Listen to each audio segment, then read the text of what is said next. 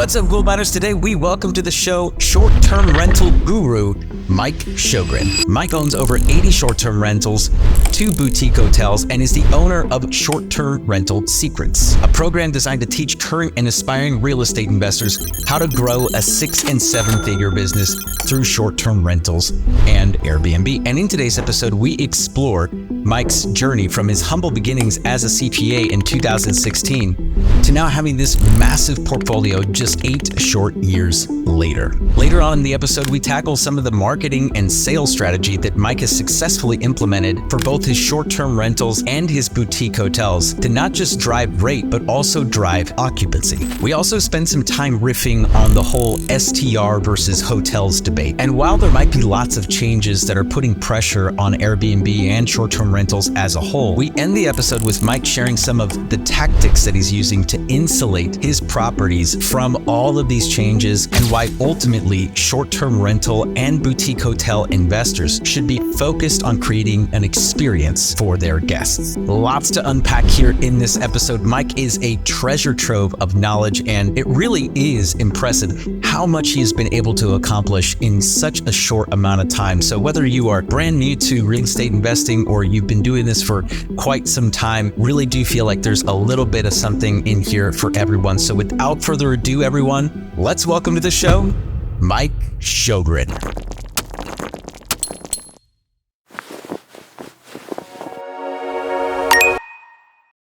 Mike, welcome to the Gould Mine.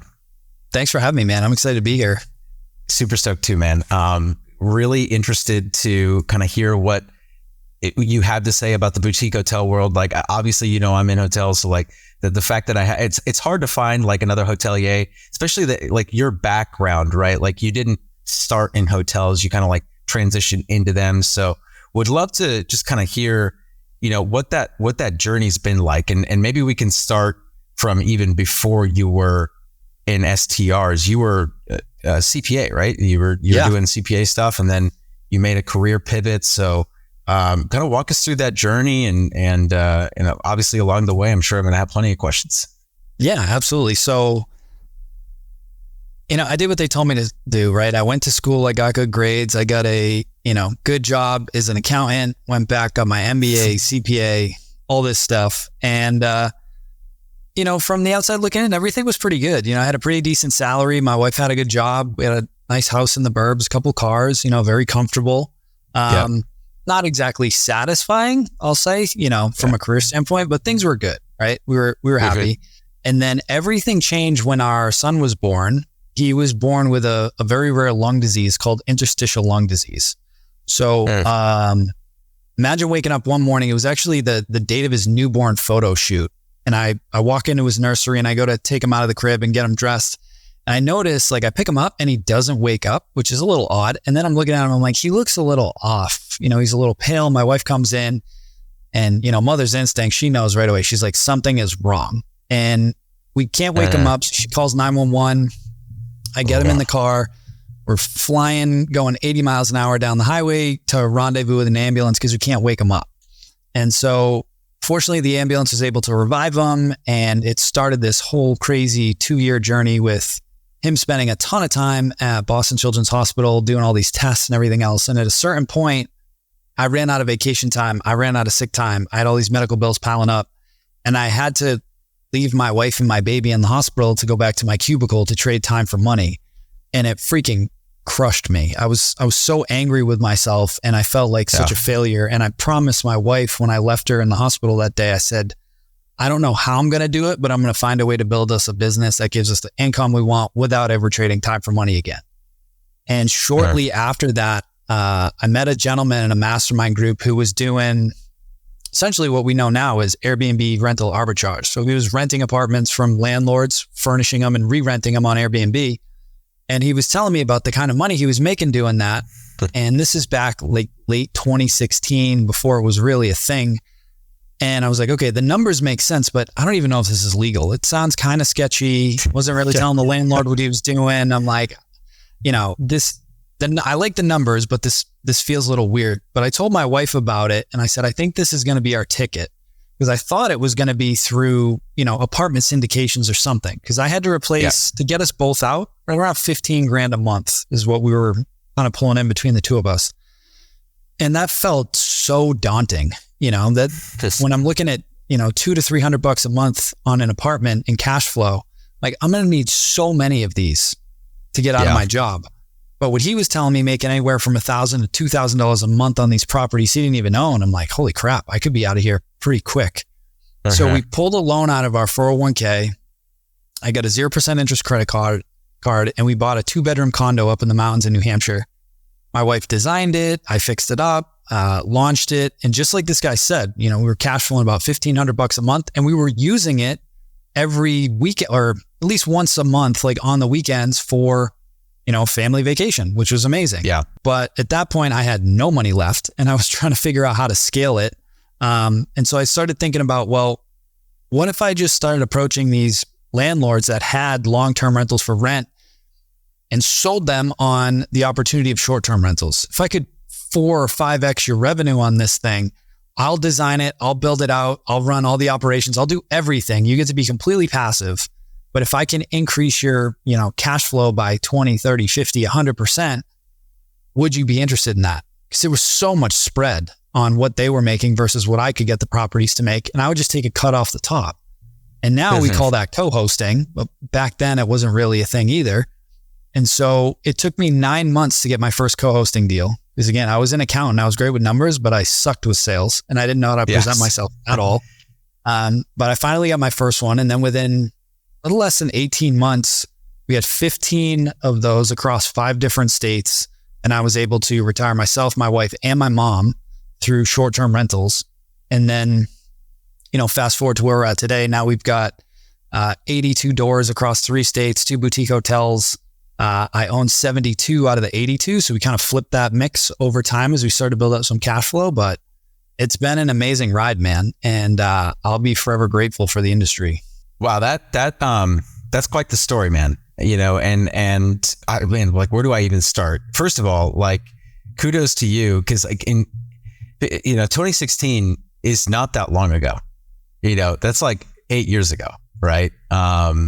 So, and by the way, there was a pandemic in the middle of that, which, by the way, pandemic hit 3 months after I quit my job. So my last day was December 31st, 2019, right? And then 3 months later, COVID hits. So it was an interesting time.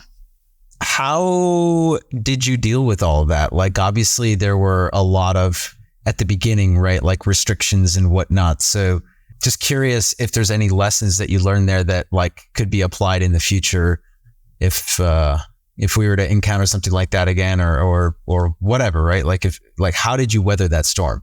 I think the big thing to realize is, most people like to identify as real estate investors. At the end of the day, we're entrepreneurs, and entrepreneurs are created to solve problems.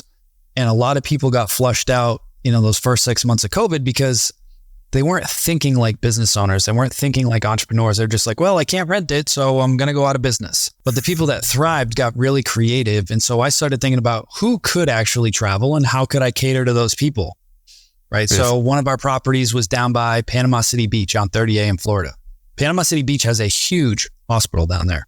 So we started readjusting all of our marketing copy on all the listings and everything else to target traveling doctors and nurses that were getting pulled to those hospitals to take care of COVID patients. So we started to get these, week, 2 week, month-long bookings for these essential workers that could travel. So we just adjusted all of our marketing and all of our pricing strategies to fill up our properties with essential workers. And it worked for us. The first probably 3 weeks were a little crazy. It was just this tidal wave of cancellations coming in and everybody freaking out. And you got to take a breath, say, okay, I can't change this. COVID is happening. Who could I serve during this time? And how do I adjust my marketing to attract those people to my properties? And then you just got to execute on it. Like, that's the key. You're a problem solver at the end of the day, whether you call yourself an investor, an entrepreneur, a business owner, whatever, you are here to solve problems. That's so funny because that's exactly when I first started selling real estate back in 2014, my broker like pulled me aside one day and he's like, what do you get paid to do? And I said, sell houses. And he said, no, you get paid to solve problems, and I always remember that. And so the fact that you're saying that right now, it's like, it's true. It's a universal. It's not just in real estate. It's all business sectors. You get paid to solve problems. Especially when you are in a leadership position, right? You get paid to solve problems. Love that. So now you have 80 plus doors, a couple of boutique hotels. Most of them are owned outright. So, whether they're outright or not is irrelevant. Yep, I've got 2 partners on the hotels. Gotcha. Now, here's a question for you, right? Because there's like a war, like an unspoken war, right, between STRs and hotels, right? You get a lot of STR guys that are like anti-hotel. They're like, hotels are dumb. And then a lot of hotel people are like, STRs are dumb, right? That's the words they use, right? They're dumb. We're the new money. The new money. So, but you play in both. You play in both sectors. I'm curious, kind of like because you were in STRs before you got into hotels. So I'm curious, kind of like what that transition was like what inspired you to start looking at boutique hotels. So let's start there. Yeah. So right around the time that I was thinking about leaving my job, one of my clients that I was co-hosting for actually brought this hotel deal to me. And he said, hey, I found this deal. It's been sitting for a while. Do you think your systems would work at scale on something like this? And it's a cute little 13 room inn right on the ocean, beautiful spot, about an hour north of Boston. And so I said, I don't know, let me go take a look at it. So we went for a drive up there. I looked at the property. Again, no hotel experience at all, but I'm looking at this from the lens of STRs and I'm like, this could definitely work. This could definitely work using the systems that we have for the STRs. And so ended up getting that deal under contract and ended up closing on that deal. And that was our very first hotel deal. I didn't charge a management fee out the gate. I wanted to earn some sweat equity in the deal. And so I had 2 amazing partners that basically came in as the money partners and handled a lot of the renovation. And I was the operations guy. And that property did very, very well. We were able to keep our overhead extremely low by automating a lot of the systems. We didn't have a front desk. It was all self-check-in, all these different things. And I learned a ton along the way. And a lot of things that I thought were going to go smooth did not go smooth. And there are ways to blend those two worlds, but that first project went amazing. And then those two went out and ended up acquiring another hotel, and they asked if I would manage that one for them. So I started managing that one. That was a 21 room. No ownership in that one, just a straight management fee. That one performed very, very well. And then the middle of 2022, we found this other deal, our latest project, closed on it in December 22. It's a 57 key hotel. Needed a big renovation. And we ended up just going in equal equity partners on that one. And it's been going phenomenal. But to me, that opportunity of hotels kind of fell in my lap. And it was just a question of, and I was terrified, if I'm being totally honest, because I'm like, I don't know, man, this is totally new. And I had a conversation with a friend of mine. I say a friend. I was friends with this guy, and his dad was very, very successful, like self-made, worked his way up, has an insane net worth at this point, very successful real estate investor. And I was telling him about it, and he looked me in the eye. He sat my wife and I down one day, and he said, if you want to get rich, you got to put your nuts on the table every once in a while.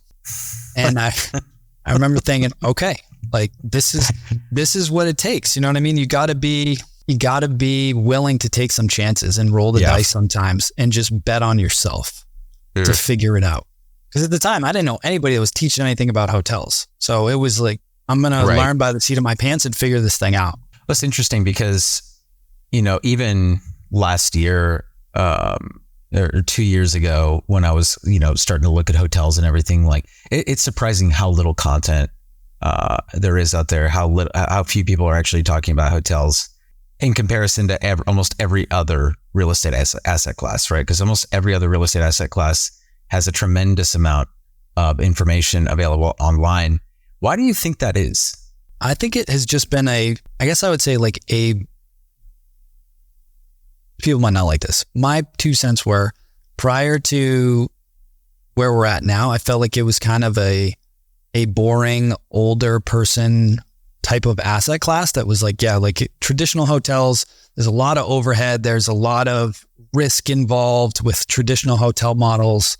Yep. You got to be flagged by either Hilton or Marriott or whatever. And it just didn't really feel attainable for most people. It felt like this is for the big dogs out there that had insane amounts of money and everything else. Yep. Or you buy a smaller one and you basically buy yourself a job as an innkeeper, which most people don't want to do. So a lot of these mom and pop boutiques that we target are that older demographic that want to retire. They've been running it themselves for the last 20 or 30 years. They've had enough. They want to cash out and just sail off into the sunset for retirement. And so there's a lot of good opportunity to come in, put some capital into those deals, modernize them, add some amenities, streamline a lot of the operations, really improve the marketing and the overall feel of the property and the branding, and just drive a lot more revenue through those properties and increase your bottom line by a lot of those efficiencies that we have through technology and automation now through all the softwares that are available. It's interesting. So let me just get this straight, right? Because I want everyone at home to kind of understand this. You took the operating system that runs your portfolio of short-term rentals and essentially integrated that into the boutique hotels. Now, obviously, you might have made some changes or whatever, but like you took the same operating system, made some adjustments, identical tech stack. That's amazing.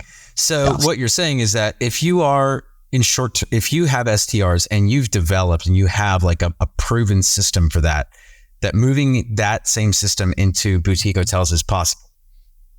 100%. The thing that you need to understand going into it though is hotels are a team sport. So if you're a solopreneur right now and you're running anywhere from 1 to 10 STRs yourself, you basically have a job. You may have got it pretty dialed in with some systems, but when you step into the hotel space, it's a team sport. One of the lessons I learned early on, and fortunately I had a team of 3 or 4 VAs already at the time. So I already had 24/7 coverage for the STR portfolio and all that. But one thing that was a huge shock for me was the volume of phone calls that you get to hotels.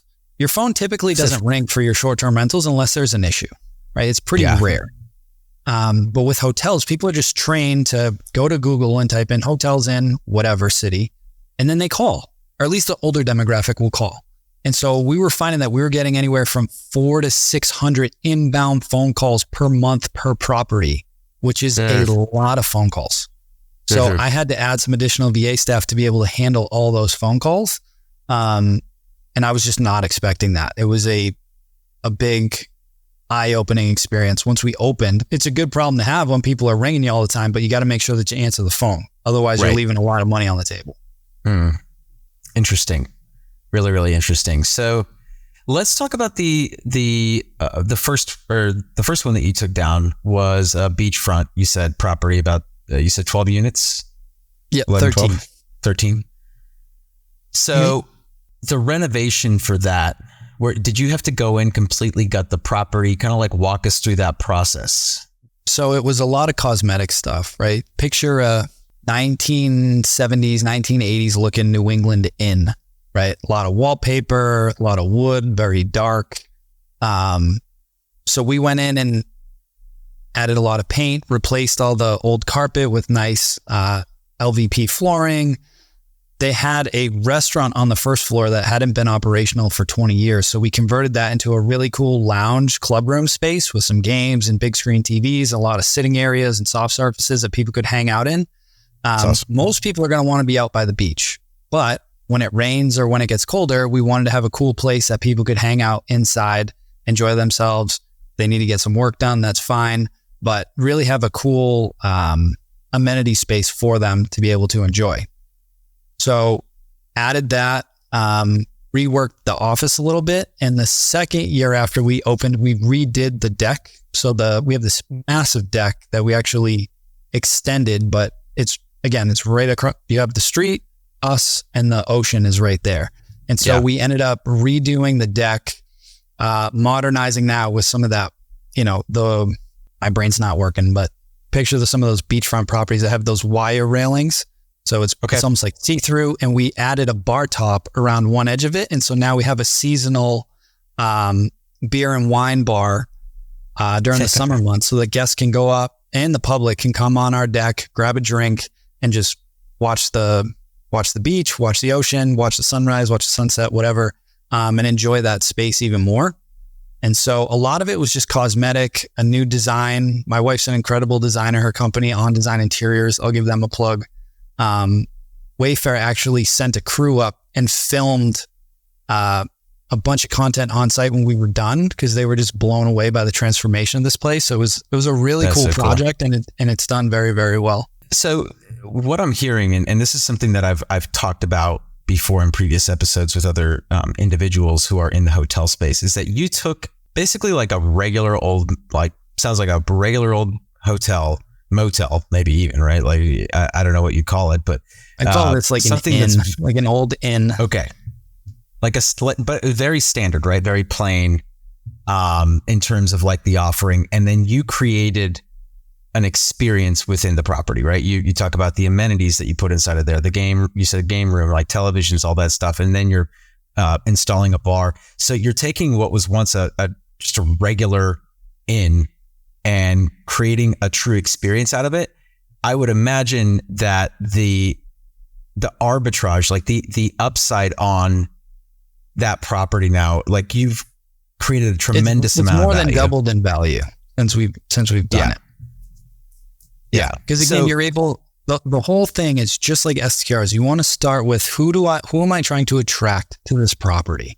Yeah. Right. So this is about an hour north of Boston. A lot of, working professionals in Boston, they either go to Maine, New Hampshire, if they're coming north, or they go down south to the Cape. We wanted to create something that could attract that successful white collar group from Boston up to the North Shore and give them a high end experience, and thereby increasing our ADR, really standing out in the market. There was nothing else that was done that felt very high end, but very boutique in that market. And so that's who we were going after. And at the beginning, it's going to tick off a lot of guests that have gone there for years because your rates go way up. The place looks completely different. It's a repositioning of the asset.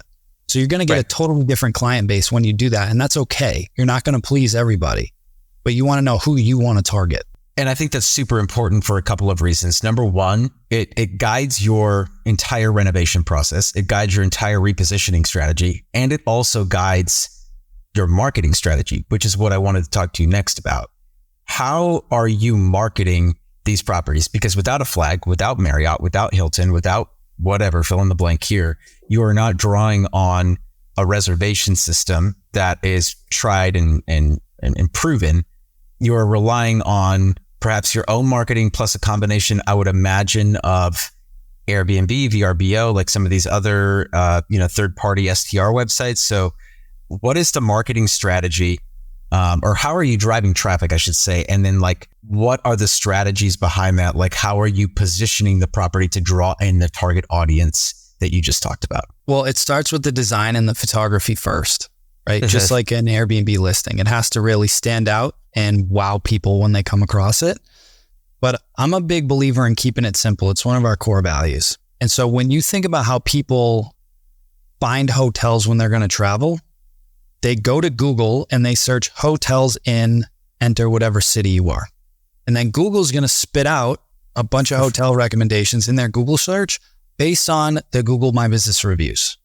So all that we really did, one, we focus on building relationships in town to get people to drive some traffic to us as people are going into town. They're going to the restaurants, the shops, whatever, build some good relationships there, get some referrals that way. But we went ham on making sure that we got a ton of 5-star Google reviews as soon as we started opening. And we really just pushed that because I don't care what they leave us on Airbnb or anything else. I want to drive direct bookings. And so we've just focused heavily on making sure that guests have a 5-star experience and that they leave us a review on Google so that when people go to search for those hotels, we're going to start ranking higher very quickly just based on the volume of 5-star reviews that we're getting. And that was the simple marketing strategy, and it worked. And, the portfolio of hotels, they're averaging 60% plus direct just from that. And we'll do some other stuff too. We've done some paid SEO, especially at the launch, to just get that out there.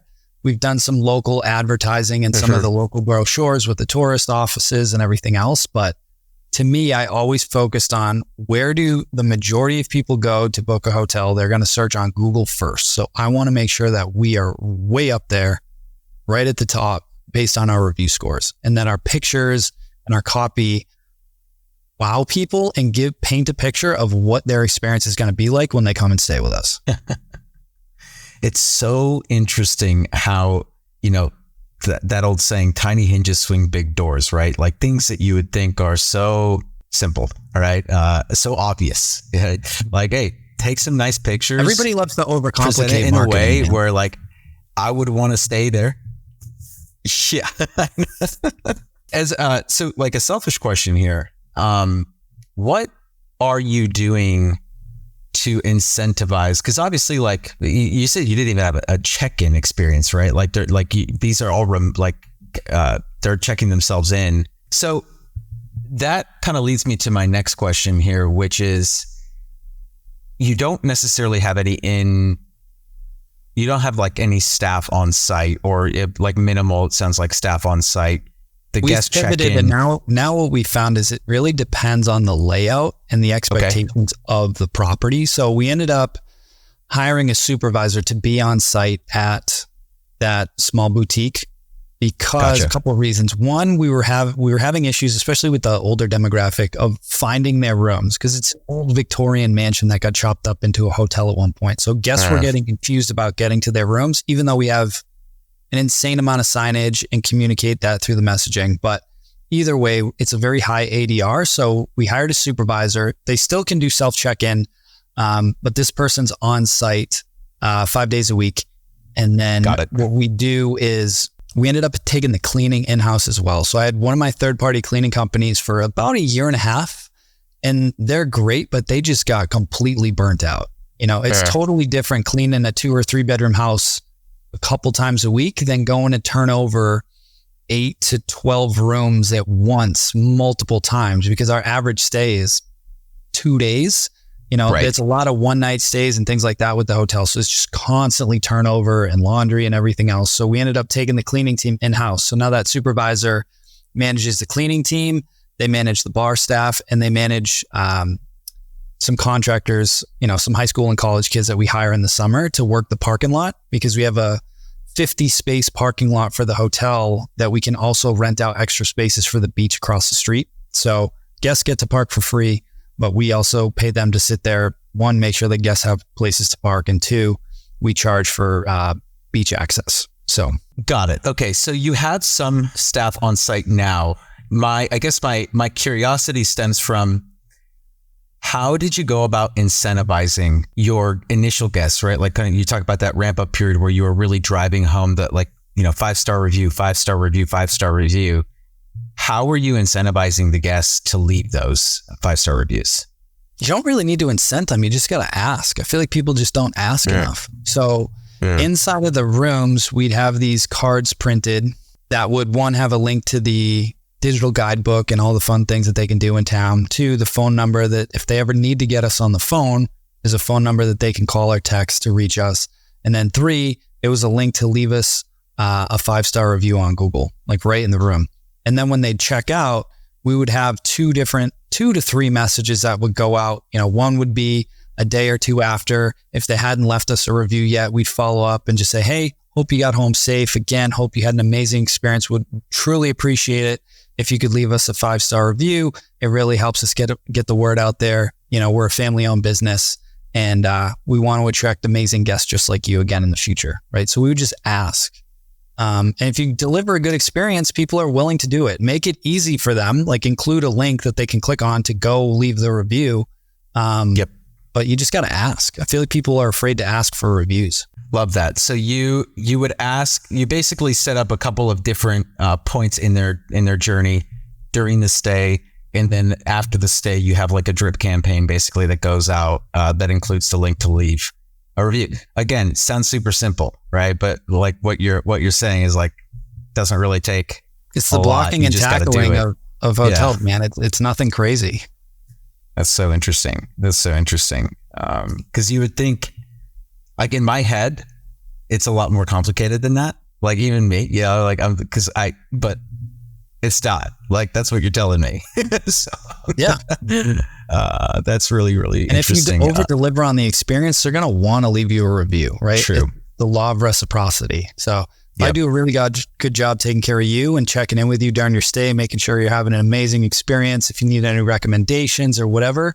And then at the end, I'm just like, hey, if you had a great time, I'd truly appreciate it if you leave us a 5-star review. It really helps us ranking in Google and blah, blah, blah, blah, blah. Like they're going to want to do that if you give them a good experience. Absolutely. I mean, and obviously there's a subset of people that just won't because like they can't be bothered or whatever, but that's not really what you're going after. It's like, hey, you've got on average probably like 6, 7, 8 guests a night staying there.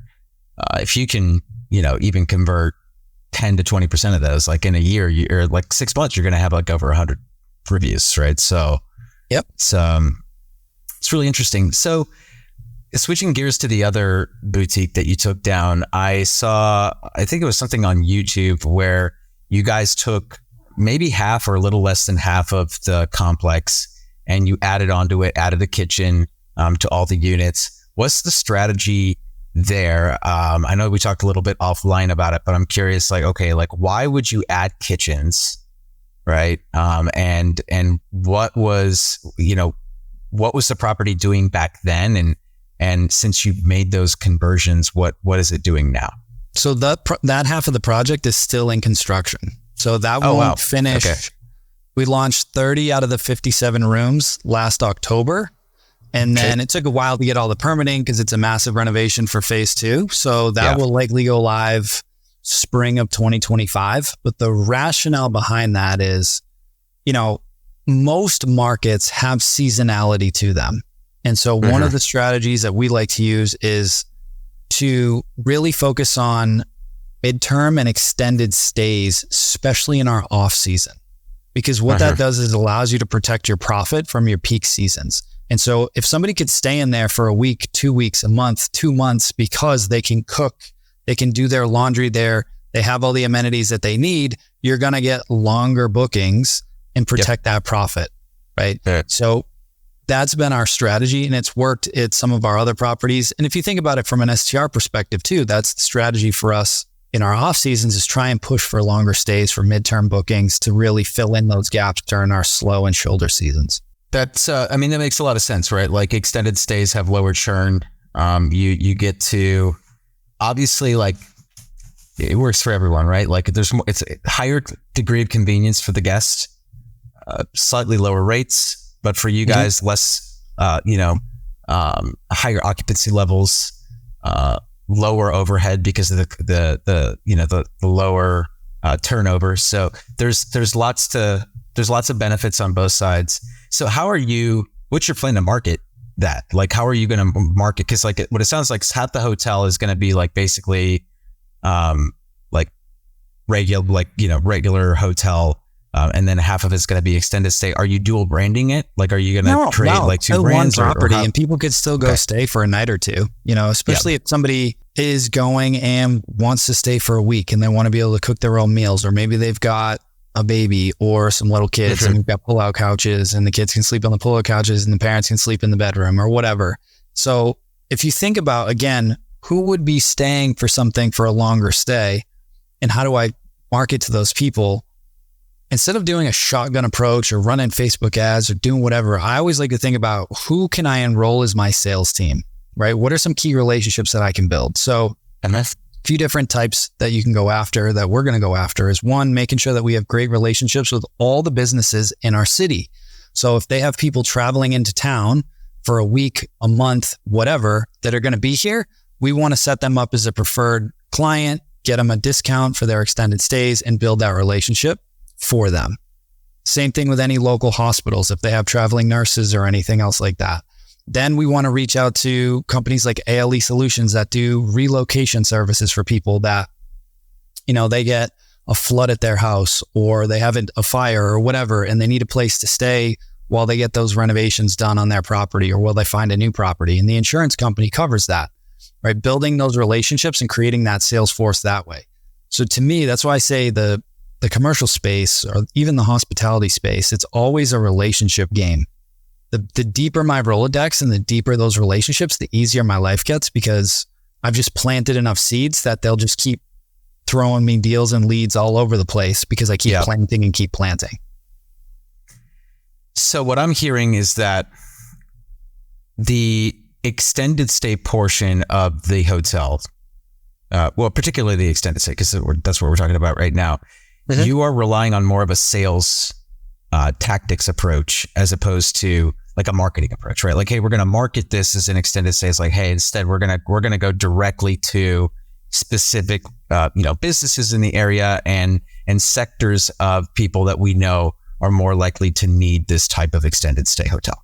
Yeah. And I would tweak the descriptions during those seasons too on all the OTA platforms and on the website that we have extended stay suites with full kitchens, 1 bedrooms, living room, everything. So it's adjusting your marketing copy throughout the year so that you're attracting those types of people during your shoulder and slower seasons. Yeah. And the reason I asked about dual branding is, it's something, and I'm sure that you know this too, right? Like in the hotel world right now, we're seeing a lot, especially like the bigger properties, right? Like ones that are like 200, 300, 400 keys.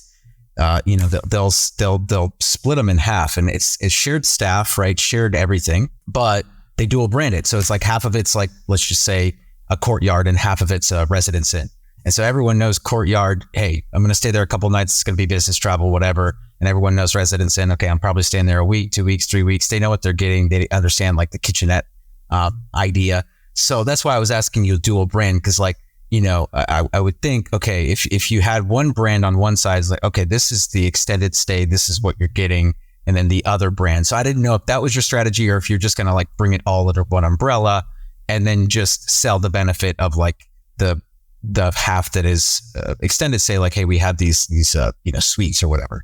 Yeah, no, we're going to keep it all under one brand, right? And so when you're an independent, right, my point of view is I want to work that all under my brand, right? And so it's just the offering that this brand has, right? So we have insanely immersive themed rooms, which we didn't even talk about. We allocated 10 of the rooms to be wildly immersive, like themed rooms.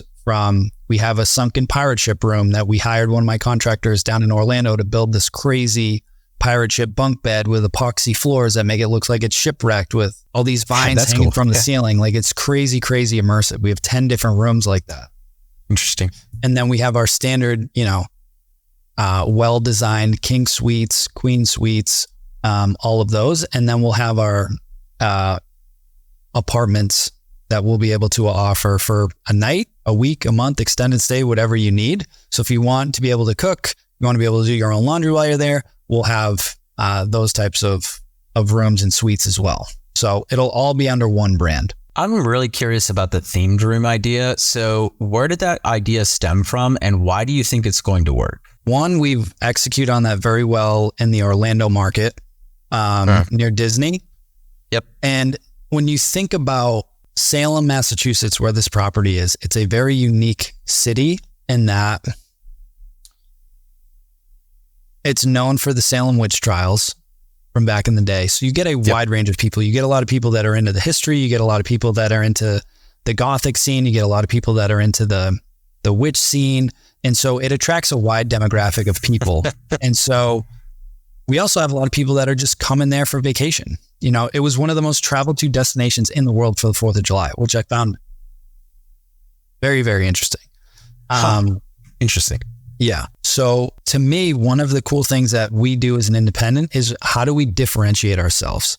So if somebody wants to have a unique experience, that's why a lot of the short-term rental Airbnb type properties that do very well are very unique, and they offer a unique experience and they stand out. Nobody else is doing this stuff around here. So we went all in and just bet on this because I've seen it work down in that market. There's a hotel up in New Hampshire that I've driven by a million times that does very well with very immersive themed rooms. I'm not talking just like wallpaper on a wall. I'm talking this is an immersive experience that you're stepping into a different world when you go into these rooms. People will pay more for that because it's just a unique experience when you understand who you're trying to target. So how do you differentiate yourself? That's really interesting. And yeah, I mean, it makes perfect sense, right? Like if you are unique in that respect, you know, like Orlando, obviously there's a lot of themed properties, right? But I would imagine that probably in that area there's less. And so if you've got an idea, if you've got a vision and you can leverage that to stand out, it makes sense to me that it would work. A couple last questions here for you, Mike, because I want to be respectful of your time. And but I do have a couple of burning questions when it comes to both the pros and cons of like STRs versus, you know, hotels. And we'll extend the hotel umbrella to like boutiques plus like branded hotels, right? So like that's one umbrella. Yep. I want to talk about the critics on both sides. So the critics on the critics for STRs, right, is that, well, short-term rentals, especially with you know, if you look at where short-term rentals were to where they are now, margins are getting worse. People, there's like a shift back to hotels because STRs are usually now more expensive because of all the hidden fees. Who wants to clean up after themselves on vacation? You know, so kind of like this wave of, I would say like STR kind of like skepticism now. Layered on top of that are all of the changing laws, right? Like lots of districts, lots of municipalities are kind of outlawing or cracking down on STRs. So what would your response be to kind of like that viewpoint of STR? We'll talk about the negative viewpoint for hotels in a second, but with STRs, I think that's really it, right? Hidden fees, who wants to clean up after themselves on vacation, and the changing laws. How are you insulating your portfolio from all of that? Yeah. And so what I would say is I love it because it's insulating me from competition. I think a lot of people are going to get weeded out. There was so much pent up demand from COVID and money was so cheap that it seemed like everybody and their mother was buying a property and throwing it on Airbnb and making a ton of money. And, you know, I've had this joke with a friend of mine, Avery Carl, that you could put a porta potty on Airbnb in 21 and 22 and made money because there was just so much demand, right? And now that demand has leveled off with the supply, you actually have to know what you're doing. You actually have to know how to create an experience, how to have a good design, great photos, a great listing, have a revenue management and a pricing strategy to optimize your bookings. You actually have to know how to run a business. And a lot of people don't want to do that, and that's okay, but they're not going to last very long. Like throwing up a standard cookie cutter, 1 bed, 1 bath, or a studio with a bath with plain walls and bedding is not going to cut it anymore. It's just not. People go to a hotel for that. People want a unique experience. And so the way to stand out is to look at your comps, understand your market. What are the highest properties doing in that market? What amenities do they offer? What's the proximity to all the key locations in that market? What are the hot spots? You have to do your research to figure out where is this going to work? And then on top of that, to what you said, are there regulations in place already?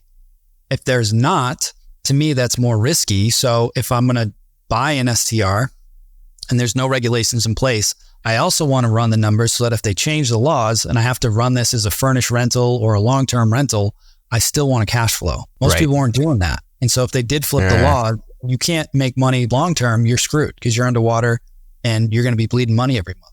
So you always want to hinge your downside. And I'd rather go into a market that has regulations because I already know what are the rules that I'm walking into. And if not, I want to make sure that I hedge my downside. So that's what I'd say for that. Like you have to treat this like a business. And there's a few different areas to it. And again, I've been teaching this since 2019. We've built over 400 6-figure plus businesses for people the last, whatever that's been, 5 years.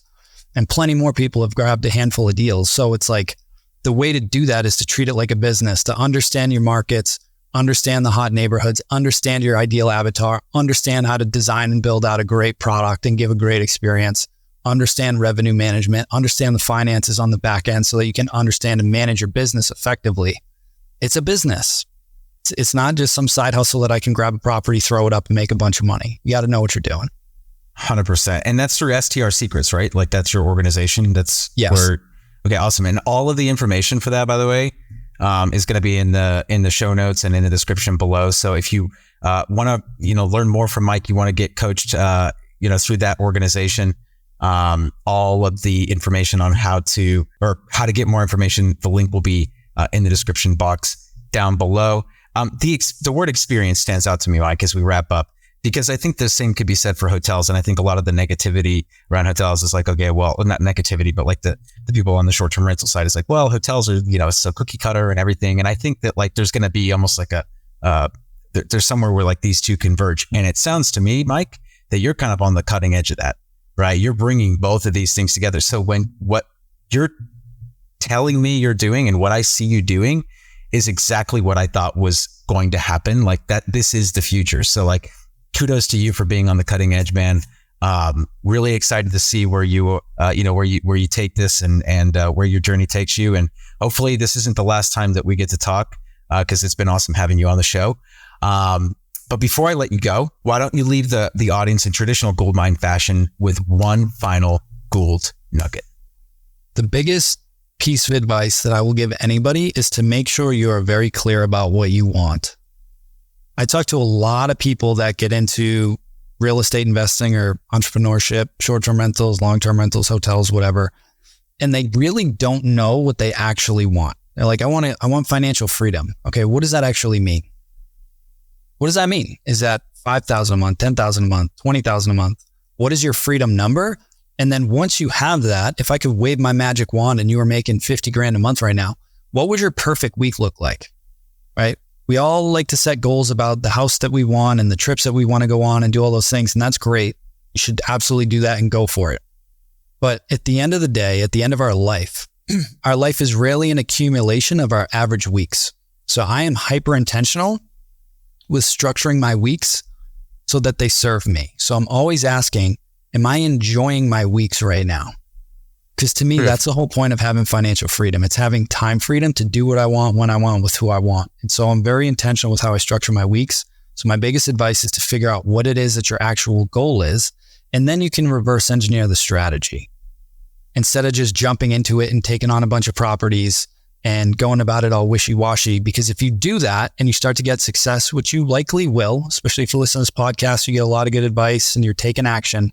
The problem is if you don't have a clear goal, you're just going to be running on that treadmill at full speed, building and building and building and never knowing if you're moving in the right direction and feeling fulfilled. So be clear about what it is that you want and then just get after it. And the last thing that I'll say, and I know you can put this in the show notes, but I have a ton of free resources in our Facebook group. It's completely free. And I do live trainings in there every single week.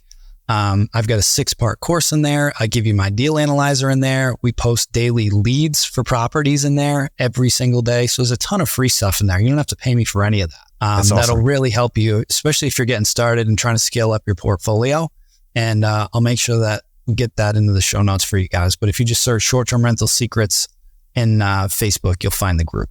Sweet. Okay. Awesome. Yeah, we will definitely make sure to get that from you and from your team so that we can include that. And Mike, it's been awesome, man. This has been a pleasure to have you. And like I said, I'm excited to see you on your journey because I know that you're going to do big things. Awesome, man. Well, thank you again for having me. I really appreciate it. Of course.